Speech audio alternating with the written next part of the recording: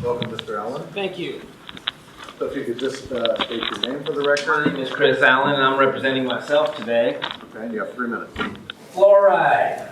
Yes, it occurs naturally. No, what they're wanting to add to our water supply is not what we describe as naturally occurring. And no, there's no one running around mining fluoride from the Mother Earth with the sole intent of fixing the poor little children's teeth. Unfortunately, most of the fluoride they're wanting to dump in our water happens to be an industrial waste product with a higher toxicity rating than lead.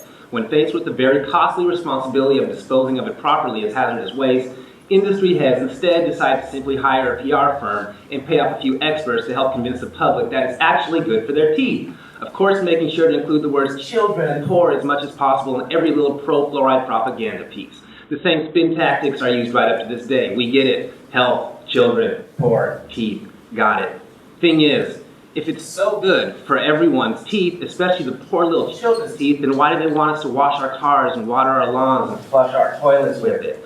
Dental care is expensive last time I checked.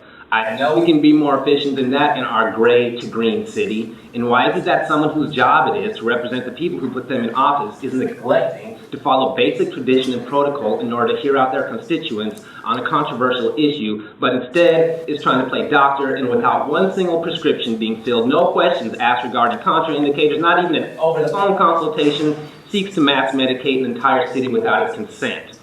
Does the awareness campaign include plans to inform us all that the CDC recently issued an alert warning parents not to reconstitute infant formula using fluoridated water, or how to determine and measure just how much fluoride is enough for an adult or too much for a child? Will it educate people on how to prevent fluorosis in individuals who are especially at risk?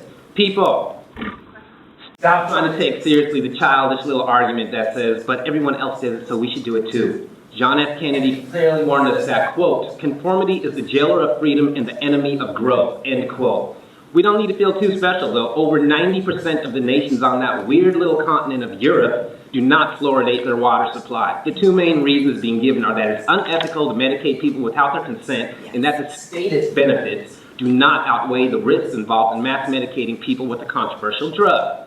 You see, the whole pro-fluoride versus no fluoride argument is hardly worth spending time on right now. I don't need to tell you about the Nuremberg Code or various U.S. Supreme Court decisions regarding forced medication. Here's the reality. Every human being has certain basic human rights. One of them is the right to consent to being medicated. Nobody on the Portland City Council has the authority to take that right away from anyone. If you want to go to medical school, acquire a doctor's license, and after becoming my physician, prescribe me some fluoride that I agree to take, great. Until then, you need to cease all attempts to allow the fluoridation of Portland, Oregon's water supply. Otherwise, you'll be sending a very clear and official message to the people of Portland, Oregon, USA, and beyond that you are incompetent and or corrupt and need to be dealt with accordingly. Thank you.